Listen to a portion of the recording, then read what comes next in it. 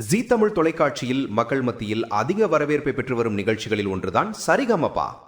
தற்போது சீசன் 5 நிகழ்ச்சியில் இறுதி சுற்று போட்டியாளர்களை தேர்வு செய்யும் முடிவ போட்டிகள் சூடுபிடித்துக் கொண்டிருக்கின்றன.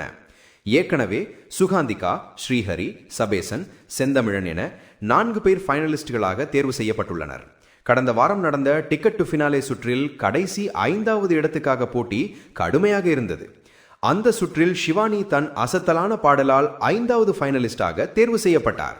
இதனையும் கடந்துவிட்டு இன்னும் ஒரு இடம் வாக்கியிருப்பதாக நடுவர்கள் அறிவித்ததால் யார் அந்த 6வது ஃபைனலிஸ்டாக வரப்போகிறார் என்ற ஆர்வம் ரசிகர்கள் மத்தியில் அதிகரித்தது. பலரையும் கவர்ந்த பாடலால் பவித்ரா 6வது ஃபைனலிஸ்டாக தேர்வு செய்யப்பட்டுள்ளார். ஆனால் அதே டிக்கெட் டு ஃபினாலே சுற்றில் பாடிய நடிகை தேவயானியின் மகள் இனியா தேர்வு செய்யப்படாமல் போனது ரசிகர்களை சிறிது அதிர்ச்சியடைய வைத்தது. இருந்தாலும் தனக்கு வாய்ப்பு கிடைக்காவிதத்தை மனதார ஏற்று பவித்ராவின் வெற்றியை சந்தோஷமாக கொண்டாடிய அவரின் முதிர்ச்சி பலரையும் கவர்ந்தது. இனியா பேசுகையில், எனக்கு வாய்ப்பு கிடைக்கவில்லை என்றாலும் இந்த மேடை எனக்கு ஒரு அங்கீகாரத்தையும் ஒரு நல்ல பெயரையும் கொடுத்தது. என் மகிழ்ச்சிக்காக என் பெற்றோர் என்னவென்றாலும் செய் என்று சொன்னாங்க. நான் என் திறமையால் மக்கள் மத்தியில் பிரபலமடைய வேண்டும் என்பதே என் ஆசை. அது இன்று நிறைவேறிட்டது.